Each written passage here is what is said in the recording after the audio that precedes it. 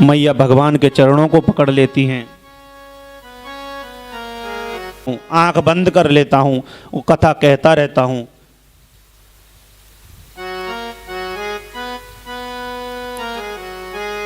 मुझे कहते पता चलेगा कि आप सुन रही हैं या नहीं सुन रही। बोले आप हुंकरा देते रहना।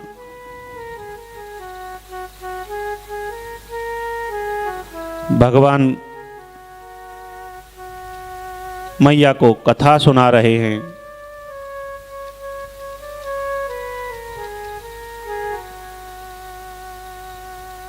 एक दिन बीता, 2 दिन बीता, भागवत के चौथे दिन तो रसगुल्ले की कथा थी। भगवान श्री कृष्ण का जन्मोत्सव था।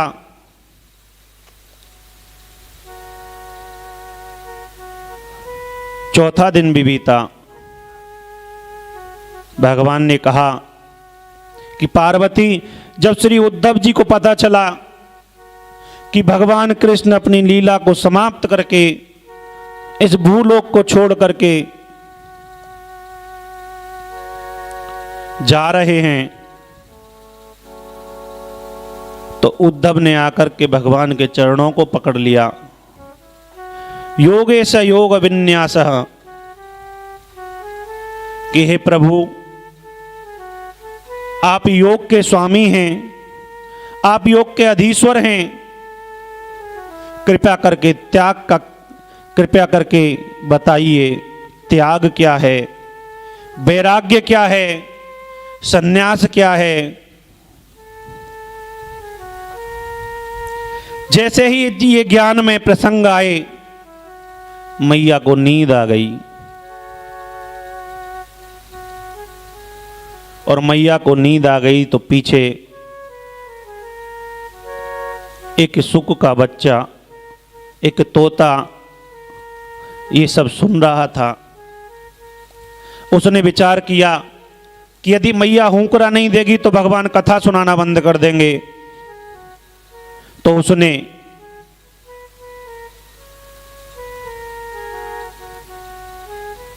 खुद हुंकरा देना प्रारंभ कर दिया।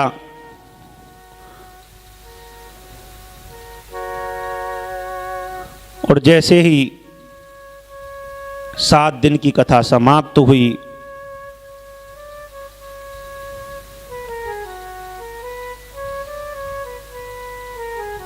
जैसे ही भगवान ने बोला, बोलिए बांके बिहारी लाल की जय, श्रीमद् भागवत महापुराण की जय, मैया की आंख खुली। मैया ने पूछा,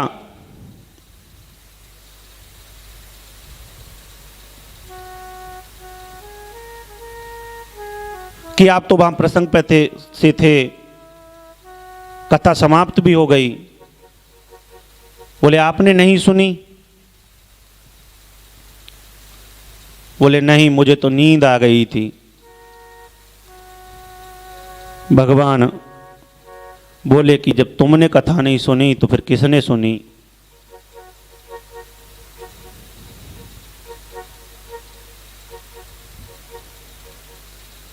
भगवान ने देखा एक सुक, एक तोता पीछे सुन रहा था कथा को।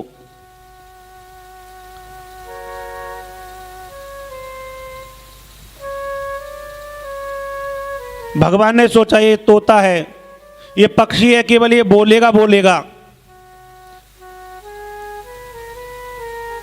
ये इस कथा को अपने अंदर नहीं उतारेगा।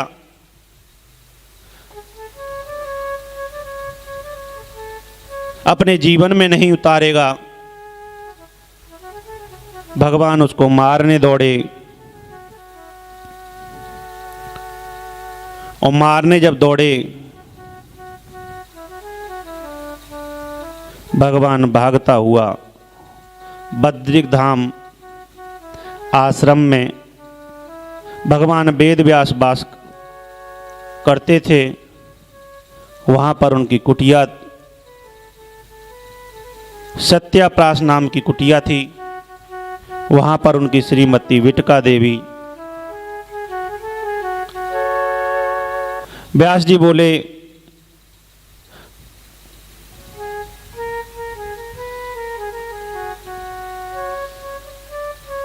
सुख भागता हुआ। सूत जी महाराज कहते हैं कि जब सुख भागता हुआ व्यास जी के आश्रम में पहुंचा तो उनकी पत्नी उवासी ले रही थी, तो मुंह के रास्ते से सीधे गर्भ में प्रवेश कर गया। बोलिए सुखदेव महाराज की जय।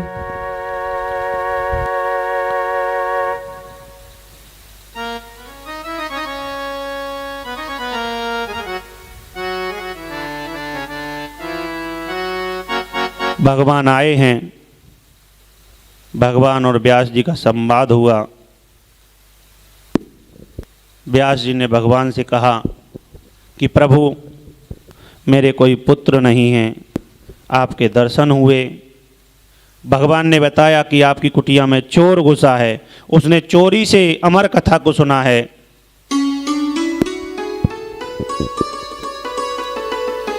भगवान ने, व्यास जी ने विनती की है भगवान से। भगवान ने उनकी विनती को स्वीकार किया। स्वीकार करके बोले कि जाओ, तुम्हारे घर एक बहुत ही विद्वान पुत्र पैदा होगा, और जो पैदा होते ही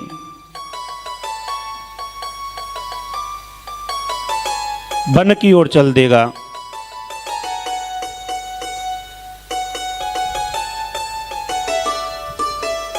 कुछ समय पश्चात सुखदेव जी महाराज पैदा हुए। यम प्रजवन्तमनुपेतमपेत कृत्यम द्वैपायनो बृहर कातर आजुहाव पुत्रेति तन्मे तया तर्वोऽभिमेन्दुस्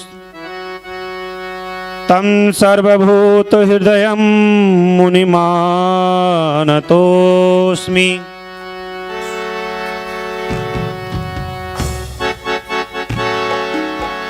सुखदेव जी महाराज पैदा होते ही वन की ओर जैसे ही चले तो कथा आती है, व्यास जी महाराज पीछे पीछे दौड़ रहे हैं, पुकार रहे हैं पुत्र को।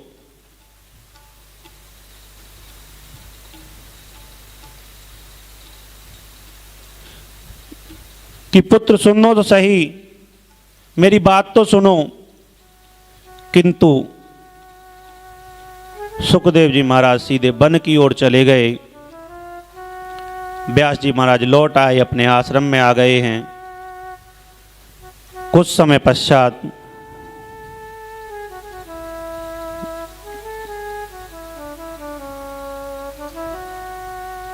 समय बीता। व्यास जी महाराज एक दिन ऐसे ही बैठे हैं और बैठ करके विचार कर रहे हैं।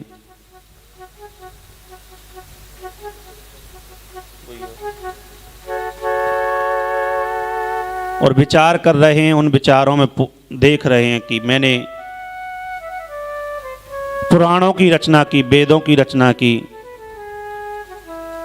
किंतु मुझे संतोष नहीं है। वहाँ पर नारद जी महाराज आते हैं। नारद जी व्यास जी को समझाते हैं। व्यास जी को समझा कर कहते हैं कि मेरे पिता ब्रह्मा ने, परमपिता परमात्मा ने मेरे पिता ब्रह्मा को चतुश्लोकी भागवत का ज्ञान दिया, और वो ज्ञान मेरे पिता ने मुझे दिया और मैं आपको देता हूँ।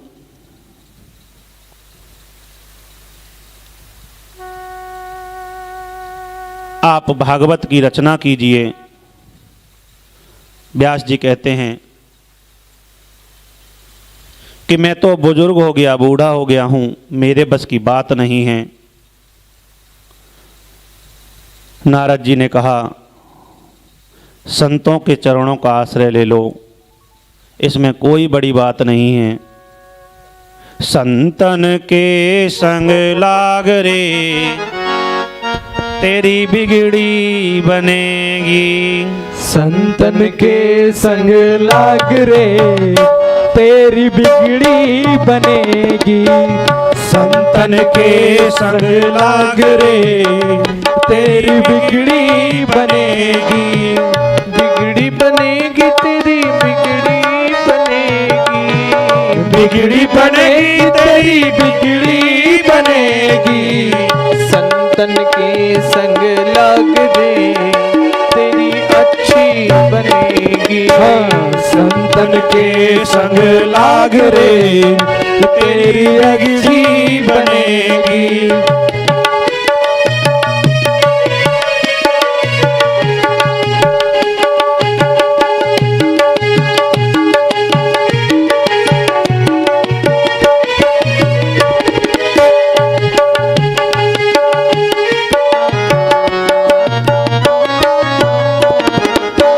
ध्रुव जी की बन गई प्रहलाद जी की बन गई।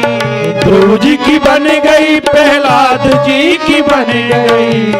ध्रुव जी की बन गई प्रहलाद जी की बन गई। ध्रुव जी की बन गई प्रहलाद जी की बन गई। हरि कीर्तन में लाग रे तेरी अच्छी बनेगी। हरि कीर्तन में लाग रे तेरी अच्छी बनेगी। संतन के संग लाग रे तेरी अच्छी बनेगी। संतन के संग लाग रे तेरी अच्छी बनेगी।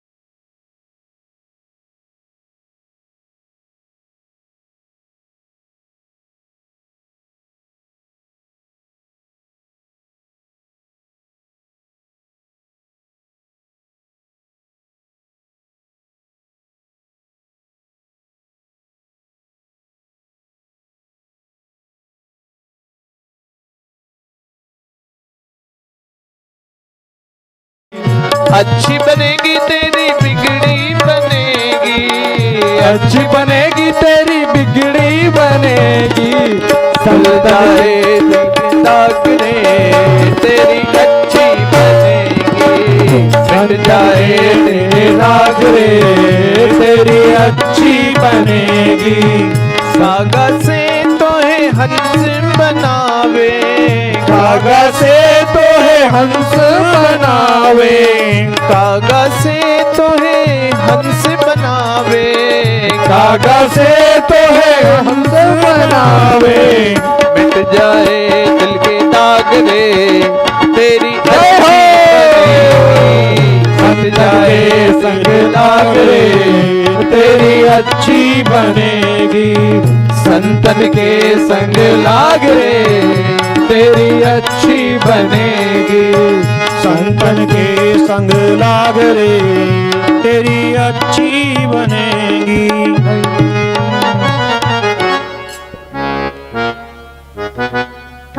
बोलिए सदगुरुदेव भगवान की।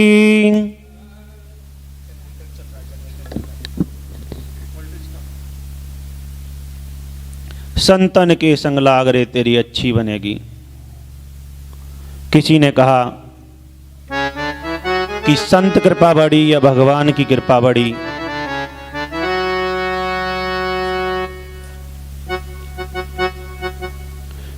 जब संत की कृपा होती है तभी भगवान मिलते हैं। भगवान आपके पीछे पीछे घूमते हैं, पीछे पीछे डोलते हैं। गुरु गोविंद दो खड़े काके लागू पाए, बलिहारी गुरु आपने गोविंद दियो बताए। जब संत की कृपा होती है तब भगवान मिलते हैं। ऐसा स्वरूप है गोविंद। गोविंद आपके पीछे पीछे गुरुदेव की कृपा से घूमते हैं। नारद जी ने कहा संत कृपा परमात्मा की कृपा से बड़ी है। बोले कैसे? नारद जी कहते हैं कि पूर्व जन्म में मैं दासी का पुत्र था। मेरे पिता मेरे बचपन में ही खत्म हो गए थे।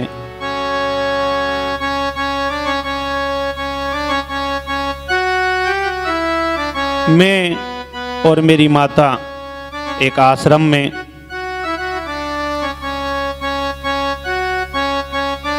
संतों की सेवा करते हुए जीवन को व्यतीत कर रहे थे। तभी वहां चातुर्मास में कुछ संतों का आगमन हुआ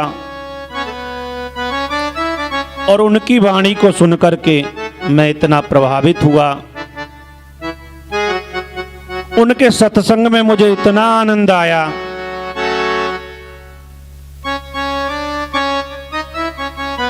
कि मैंने भी संत बनने की ठान ली। उन लोगों ने मेरा नाम भी रामदास रख दिया।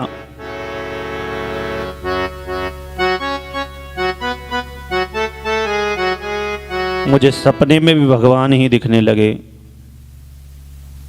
किंतु संतों ने मुझे समझाया कि रामदास,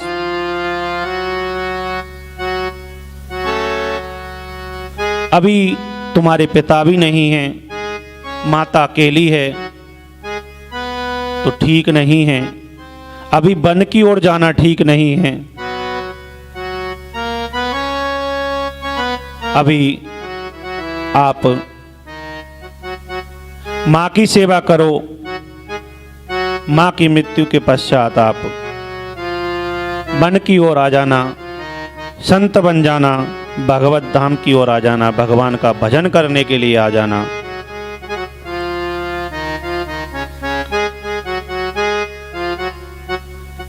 नारद जी कहते हैं कि पूर्व जन्म में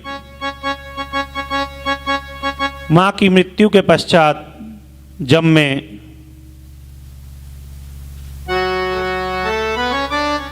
बद्रिक आश्रम चला गया और मुझे बहुत ही आनंद आया।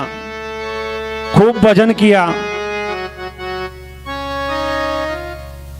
खूब भगवान का भजन किया और आज उसी का प्रताप है, आज उसी का फल है कि मैं हमेशा भगवान नाम का संकीर्तन करता रहता हूँ। बीना लेकर के ब्रह्मा के घर मेरा जन्म हुआ है, आज उसी का प्रताप है। नारद जी कहते हैं, जब व्यास जी संतों के आशीर्वाद से एक दासी का पुत्र जब नारद बन सकता है तो आप तो कुछ भी कर सकते हैं। नारद जी महाराज ने व्यास जी महाराज को चतुश्लोकी का ज्ञान दिया और ज्ञान दे करके नारद जी तो चले गए।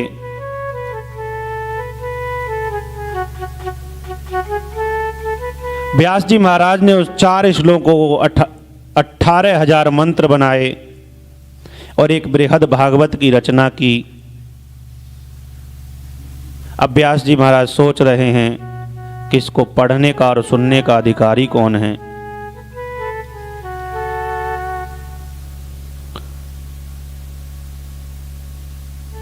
व्यास जी महाराज सोच ही रहे थे कि तभी मन में विचार आया कि सुनने का एक ही अधिकारी है, पढ़ने और सुनने का, और वो मेरा पुत्र है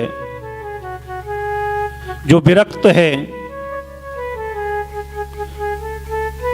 जो निर्गुण समाधि में बैठा है। लेकिन वो ऐसे नहीं आएगा,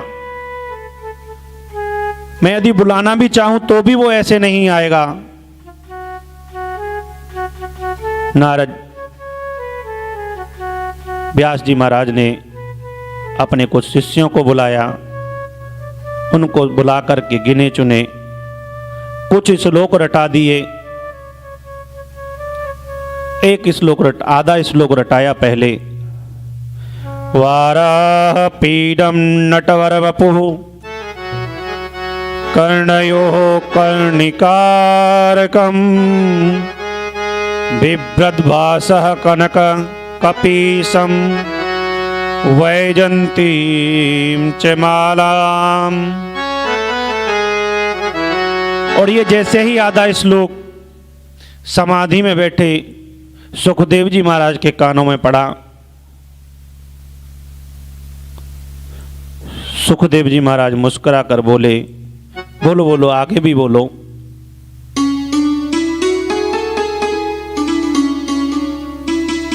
शिष्य बोले कि अगर पूरा श्लोक सुनना चाहते हो तो अपने पिताजी के पास चलो।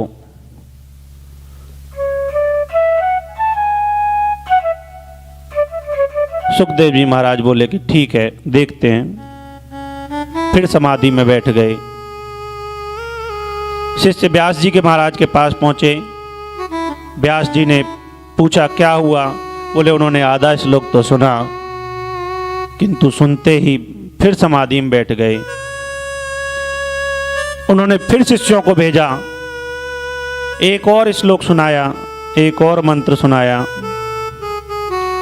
अहो वकीयम स्तन कालकूटम जिज्ञासया पायदाप्य साधवी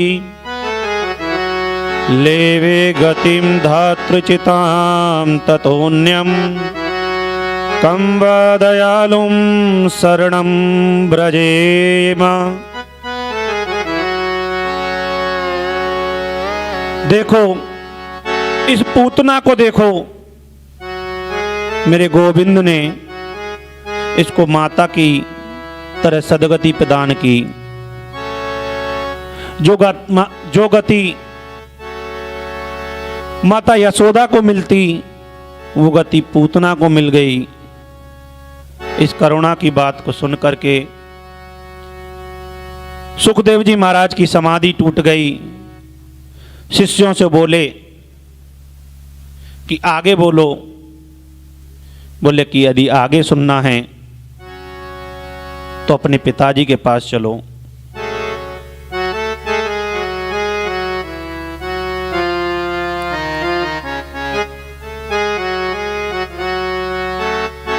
दौड़े दौड़े आए हैं, पिताजी के पास आए। पिताजी ने सोचा मेरा पुत्र है,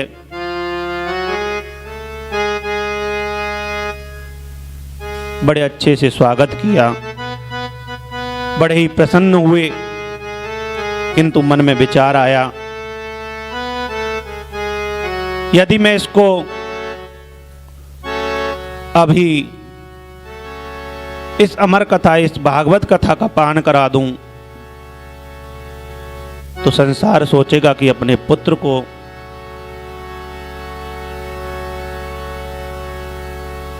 उन्होंने भागवत कथा का पान करा दिया क्योंकि वो अपना था।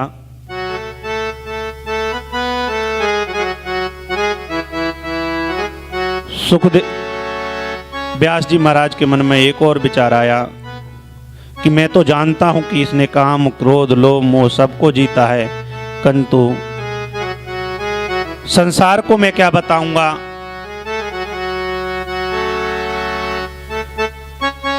व्यास जी महाराज ने सुखदेव जी को जनक जी के पास भेजा कि तुम जाओ और उनसे वेदांत की शिक्षा लो।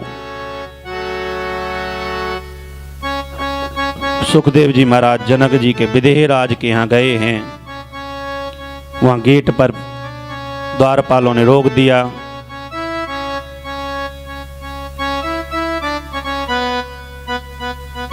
जनक जी ने अंदर से कहलवाया कि उनसे कह दो अभी समय नहीं है, 5 दिन बाद आए। द्वारपाल से जनक जी ने बाद में पूछा कि उनके चेहरे पर भाव कैसे थे। 5 दिन व्यतीत हो गए। जनक जी के महल के आगे खड़े हुए। जनक जी ने अंदर बुलाया, बड़े ही अच्छे से स्वागत सत्कार किया।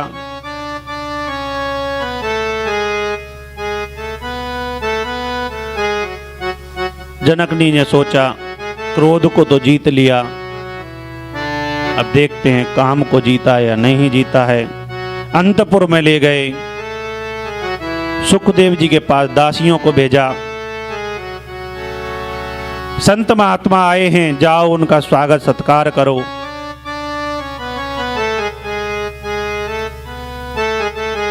सुखदेव जी का मन बिल्कुल विचलित नहीं हुआ। जब जनक जी को पता चला, जनक जी ने आके क्षमा याचना की कि मेरे से बहुत बड़ी गलती हुई, जो मैंने आपकी परीक्षा लेनी चाहिए, और मेरी भी मजबूरी थी कि आपके पिताजी का आदेश था।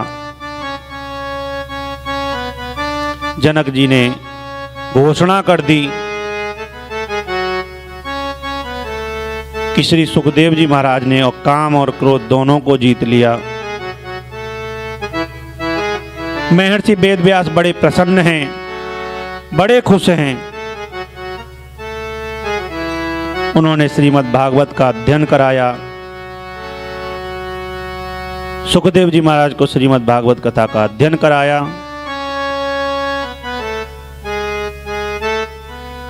अध्ययन करा करके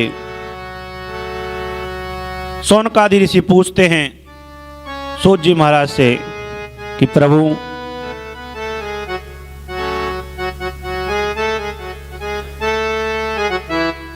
अध्ययन करा दिया, ठीक है, इसमें एक कथा और पहले आती है।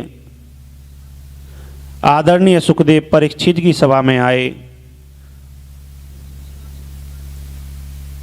परीक्षित जी को श्राप लग चुका है। सभी बड़े बड़े संत बैठे हैं, महात्मा बैठे हैं। 7 दिन में उनकी मृत्यु हो जाएगी। तक्षक आकर के उनको डस लेगा, किंतु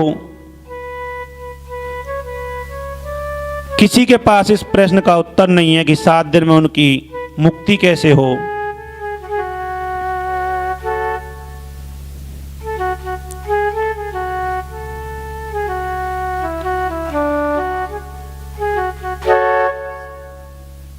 शौनकादि ऋषियों ने सूत जी से पूछा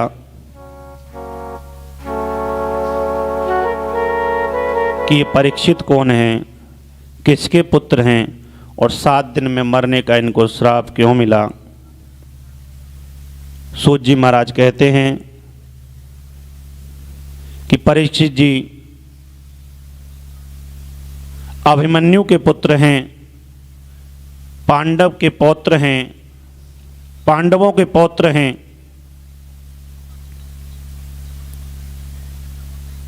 शौनकादि ऋषि कहते हैं कि कथा को विस्तार से सुनाइए।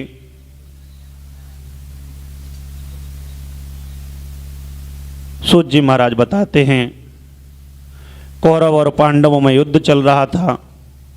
सारे कौरव मारे गए, अकेला दुर्योधन बचा था, उसकी भी जंघाएं टूट गई थीं। उसी समय उसके पास अश्वत्थामा आता है और अश्वत्थामा आकर के पूछता है कि मित्र, तुम्हारी ये दुर्दशा किसने की? इतना दुख और इतनी पीड़ा में आप हो, यदि मेरे को सेनापति बनाते तो शायद आप इस दुर्दशा को नहीं प्राप्त करते।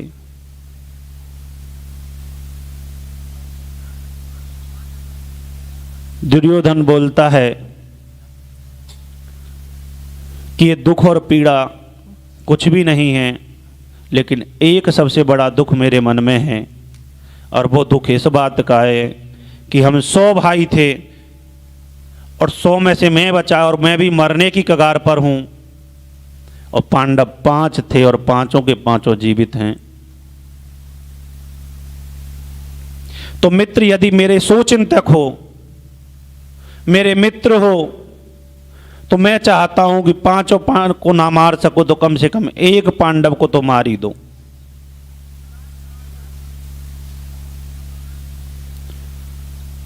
रात को अश्वत्थामा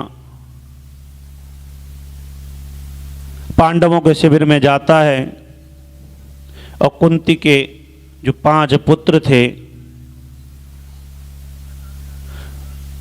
पांडवों को समझकर उनके शीश ले आता है काट करके। दुर्योधन के पास आया और बड़े ही हर्ष के साथ कह रहा है कि देख देख मित्र,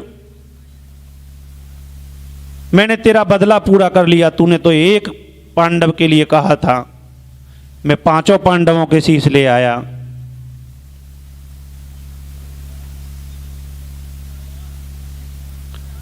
दुर्योधन बड़ा हर्षित होता है। दुर्योधन जैसे ही चेहरों को देखता है, उन शीश पे जो चेहरे थे उनको देखता है, देखते ही जोर से दहाड़ मार के रोने लगता है। अरे मूर्ख, तूने तो हमको निर्वंश कर दिया, तूने तो हमारा वंश ही नाश कर दिया। और दहाड़ मार के रोने लगता है और रोते रोते अपने प्राण छोड़ देता है। सुबह हुई,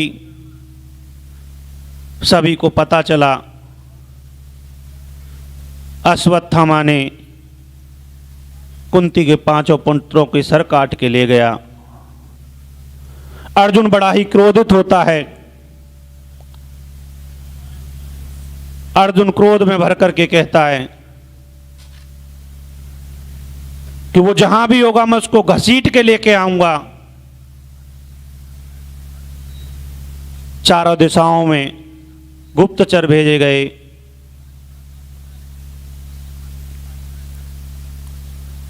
अर्जुन, जैसे ही अर्जुन और अश्वत्थामा का सामना हुआ, अश्वत्थामा ने अर्जुन के ऊपर ब्रह्मास्त्र चला दिया। अर्जुन व्याकुल हो जाता है। व्याकुल होकर के कन्हैया के चरण पकड़ लेता है कि कृष्ण, हे मेरे मित्र, मुझे बचाओ, ये ब्रह्मास्त्र मुझे जला देगा, भस्म कर देगा।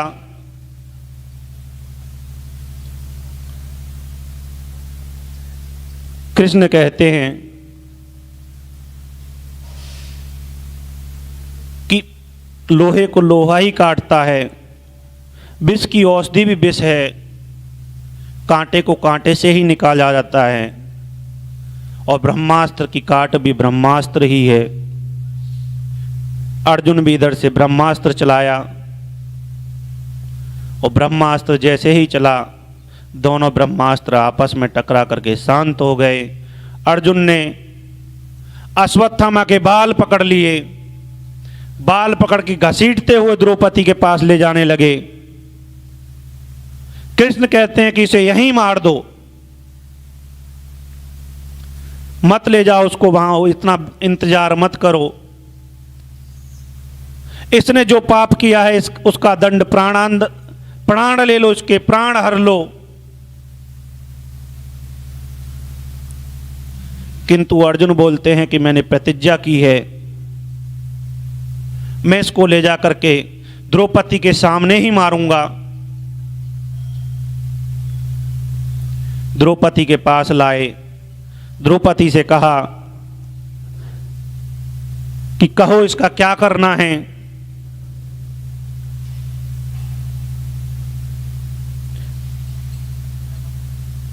द्रौपदी के मन में करुणा आ जाती है। द्रौपदी कहती है, छोड़ दो इसे, ये गुरुपुत्र है। मुच्यतामेष ब्राह्मणो नियताम गुरु।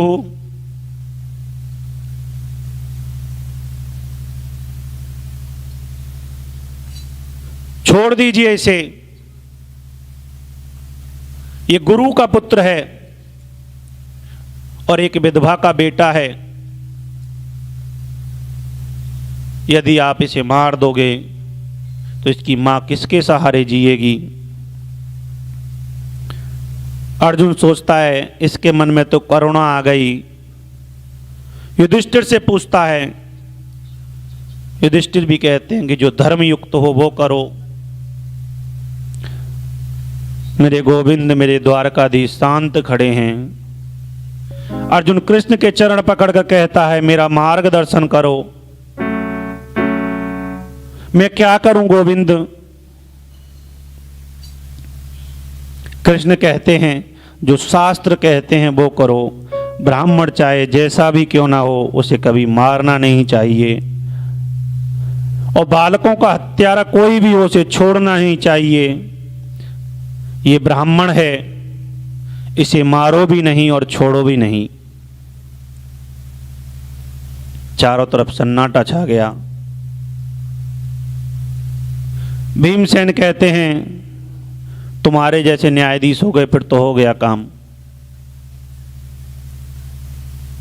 मारो भी मत और छोड़ो भी मत। बोले अर्जुन, यदि तू इसे छोड़ देगा तो मैं नहीं छोड़ूंगा।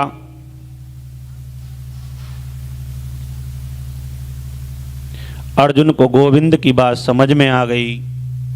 उसके सर का मुंडन करते हैं, अश्वत्थामा के सर का मुंडन करके उसके सर से मणि निकाल लेते हैं और उसको लज्जित कर करके उसको वहां से भगा देते हैं।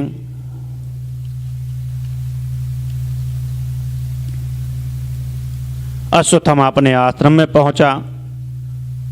आश्रम में पहुंच करके बड़ा ही लज्जित है और क्रोधित है। उसने सोचा कि मैं अब पांडवों के वंश का ही नाश कर दूंगा। उसने अभिमन्यु की मृत्यु पर सुना था कि उत्तरा गर्भवती है।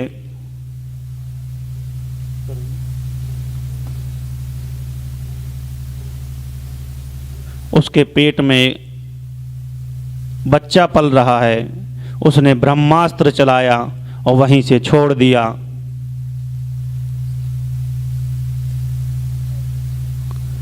पाहि पाहि महागोविंदे देवदेव जगत्पते नायं त्वद्भयं पश्ये यत्र मृत्युः परस्परम्। पाहि पाहि महागोविंद देवदेव जगत्पते, हे गोविंद मेरी रक्षा करो, मेरी रक्षा करो। गोविंद आते हैं अपना सूक्ष्म रूप बना करके, गर्भ में जाकर के ब्रह्मास्त्र से उस पुत्र की, उस बच्चे की रक्षा करते हैं और रक्षा करके माता कुंती सब समझ जाती हैं। मेरे वंश की यदि रक्षा किसी ने की है तो गोविंद हैं, गोपाल हैं। बच्चे का जन्म हुआ। गोविंद भी अपने स्वधाम निज धाम को द्वारिका को जा रहे हैं।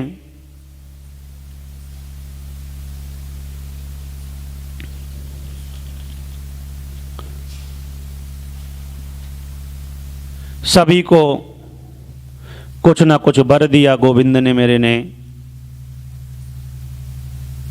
किसी ने कुछ मांगा, किसी ने कुछ मांगा, किंतु माता कुंती से जब मेरे गोविंद ने पूछा कि बुआ तुम भी कुछ मांगो, तो गोविंद ने कहा, मैया कुंती ने गोविंद से कहा, विपदः सन्तु नः सस्वत्तत्र तत्र जगद्गुरो भवतो दर्शनं यस्याद पुनर्भव दर्शनम।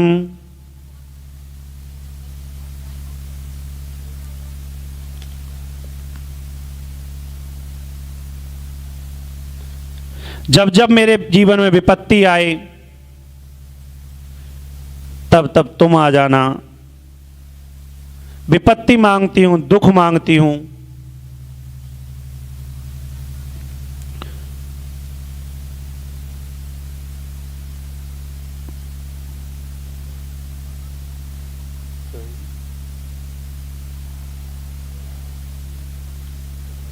कुंती ने दुख मांगा है। गोपाल कहते हैं, मैया बुआ जीवन में तुमने पाया ही क्या है, दुख ही तो पाए हैं। माता कुंती कहती हैं कि गोविंद सुख में तुम्हें पाकर सब भूल जाते हैं, किंतु दुख में कोई नहीं भूलता, इसीलिए मैं दुख मांग रही हूँ तुमसे। मुझे तुम दुख देना। सभी को कुछ ना कुछ वरदान दे करके भगवान द्वारिका चले आए। परीक्षित जी का जन्म हुआ और जन्म होने के बाद परीक्षित जी धीरे धीरे बड़े हो रहे हैं। एक दिन अर्जुन द्वारिका गए हैं। द्वारिका से जाकर के एक दिन सो रहे थे, पता चला सारे यदुवंशियों का नाश हो गया।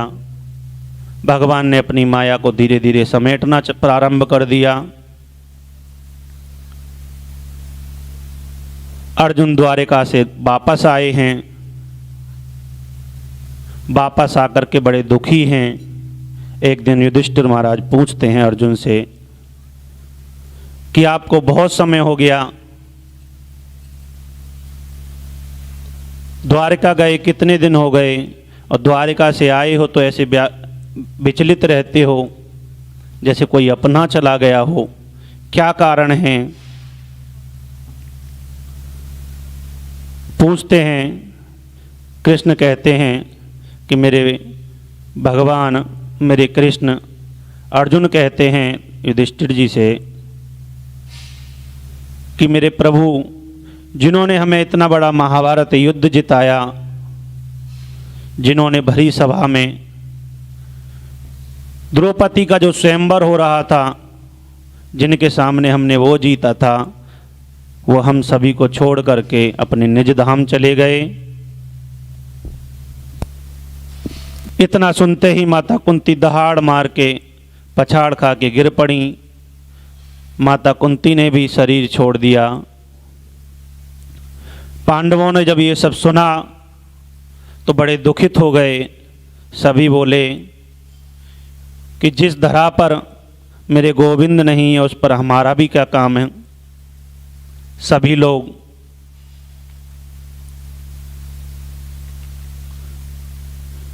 लोगों ने परीक्षित जी का राज्याभिषेक किया। राज्याभिषेक करके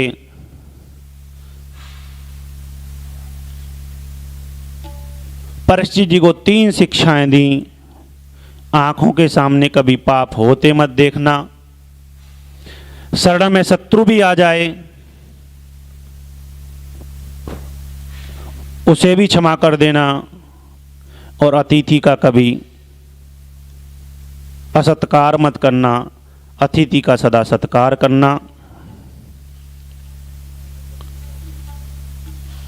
पांडव बद्री का आश्रम चले गए।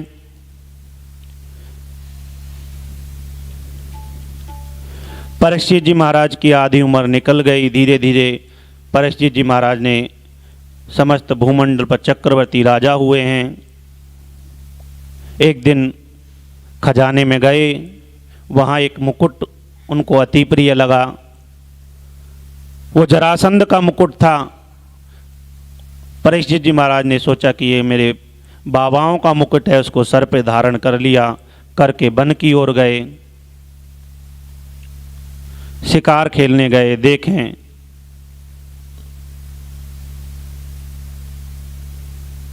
देखते क्या हैं, एक गाय और एक बैल आपस में वार्तालाप कर रहे हैं। और ये बैल और कोई नहीं, धर्म ही है। तभी एक भयंकर काला, बड़ी बड़ी भुजाएं जिसकी, चौड़ी छाती, एक ऐसा महादानव रूप का व्यक्ति गौ माता और बैल को मारने के लिए आता है। परीक्षित जी बीच में आ जाते हैं कि कौन हो तुम, क्यों मार रहे हो इन्हें।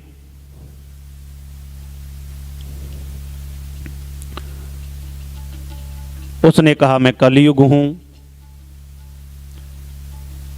बोले क्यों मार रहे हो इन्हें, क्या कारण है।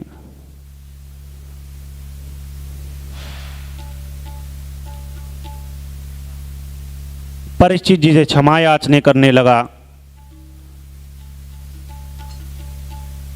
कलयुग ने प्रार्थना की कि प्रभु मुझे भी अपने यहाँ कोई स्थान दे दीजिए। परीक्षित जी महाराज ने 4 स्थान कलयुग को दिए। द्यूत, शराब, परस्त्री गमन और हिंसा। कलयुग बोला कि ये तो सब बेकार की चीज़ों में आपने मुझे रहने का स्थान दे दिया।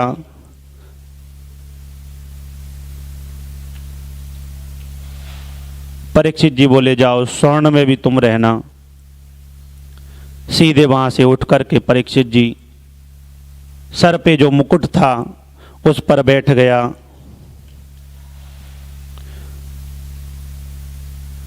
परीक्षित जी महाराज जंगल में हैं, भूखे हैं, प्यासे हैं। एक आश्रम दिखा।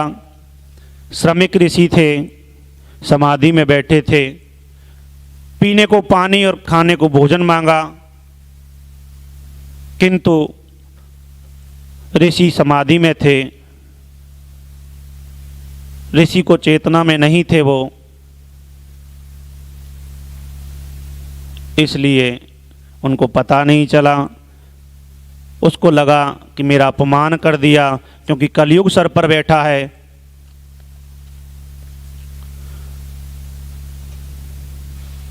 उन्होंने चारों तरफ देखा, एक सर्प को लेकर के उनके गले में डाल दिया।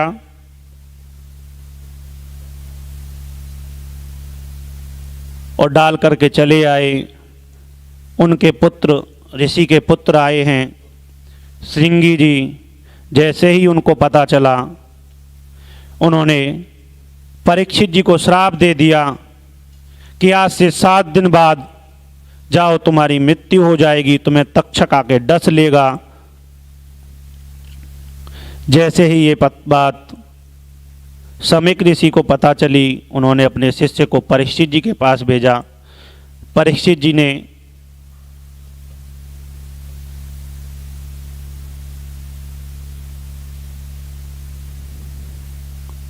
परीक्षित जी महाराज को जब ये सब बात पता चली, उन्होंने कहा कि मैंने ऋषि का अपमान किया है,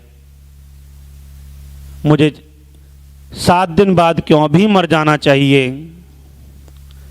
परीक्षित जी महाराज ने अपने मंत्री को सूचना दी, ज्येष्ठ पुत्र जन्मेजय को बुलाया, जन्मेजय को राजगद्दी पर बैठाया, खुद वन की ओर चल दिए। नदी किनारे बैठे हैं।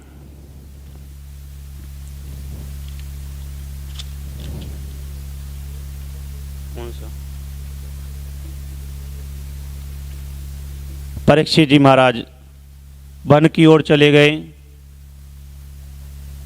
उलझने घेर ले तो न घबराइए, उलझने घेर ले तो न घबराइए, उलझने घेर ले तो न घबराए, उलझने घेर ले तो न घबराइए, हौसले से हर एक काम सुलझाइए, हौसले से हर एक काम सुलझाइए।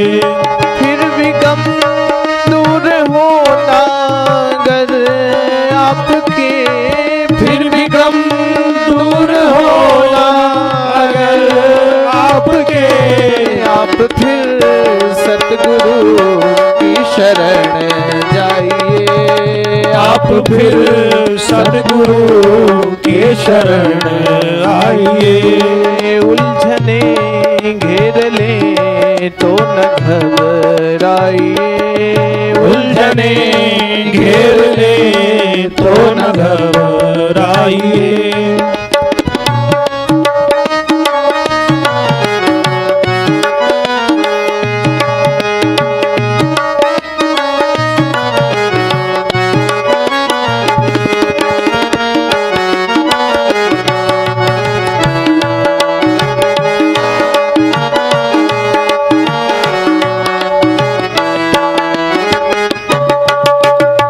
गुरुर्ब्रह्मा गुरुर्विष्णु गुरुर्देवो महेश्वर, गुरुर्साक्षात् परब्रह्म तस्मै श्री गुरुवे नमः। उलझने घेर ले तो न घबराइए, उलझने घेर ले तो न घबराइए, हौसले से हर एक काम सुलझाइए, हौसले से हर एक काम सुलझाइए। फिर भी गम दूर होना अगर आपके, फिर भी गम दूर होना अगर आपके, फिर भी गम दूर होना अगर आपके, फिर भी गम दूर होना अगर आपके, आप फिर भागवत की शरण जाइए, आप फिर भागवत के शरण आइए, आप फिर भागवत की शरण आइए, आप फिर भागवत की शरण आइए। आप फिर सतगुरु की शरण आइए। आप फिर सतगुरु की शरण आइए। बोलिए सुखदेव जी महाराज की जय। परीक्षित जी वन की ओर चले गए। वन में बैठे हैं और जैसे ही सभी को पता चला, सभी संत जन उनसे मिलने आ रहे हैं। व्यास जी महाराज आए हैं, पाराशर जी आए हैं, सभी लोग चले आ रहे हैं। तभी श्री सुखदेव जी महाराज का आगमन होता है। एक 16 वर्ष का सुखदेव राजऋषि परीक्षित की सभा में जैसे ही पहुंचे, उनके पिता भी वहां उपस्थित थे, उनके दादा भी उपस्थित थे। सभी लोग बड़े बड़े महात्मा बैठे थे, किंतु जैसे ही सुखदेव जी महाराज का आगमन हुआ, सभी लोग खड़े हो गए, सुखदेव जी महाराज का स्वागत करने लगे।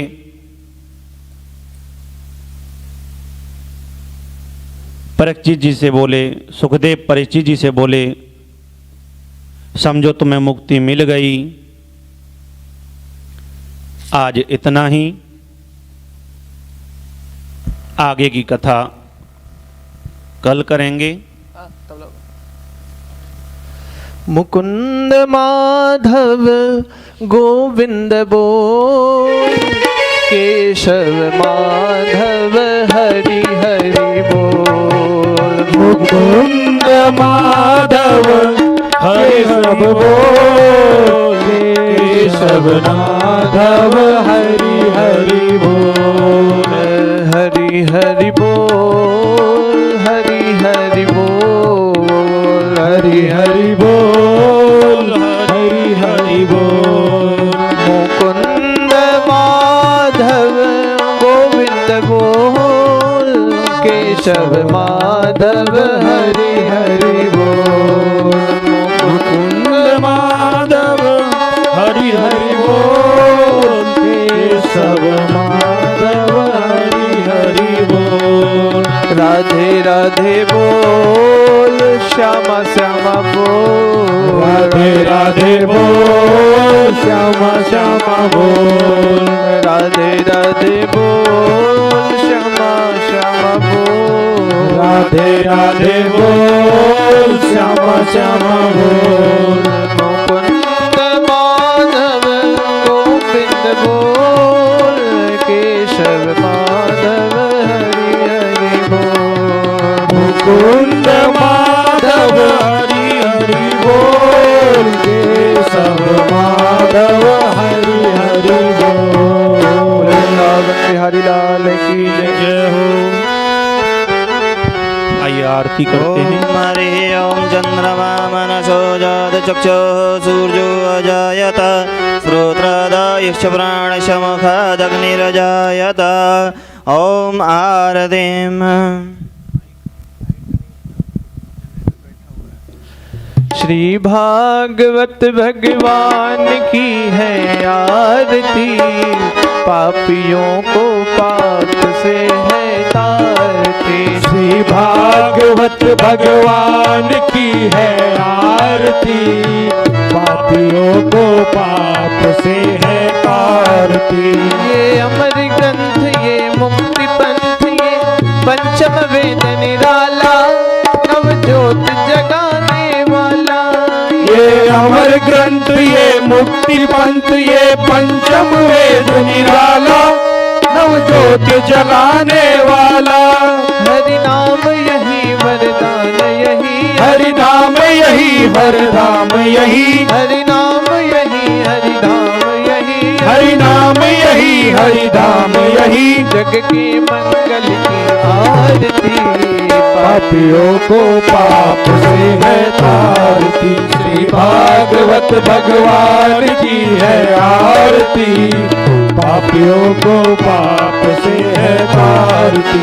ये शांति गीत पावन पुनीत, पापों को मिटाने वाला, प्रभु दर्श कराने वाला। ये शांति गीत पावन पुनीत पापों को मिटाने वाला, हरि दर्श कराने वाला। ये सुख करनी ये दुख हरणी, ये सुख करनी ये दुख हरनी, श्री मधुसूदन की आरती। पापियों को पाप से है तारती।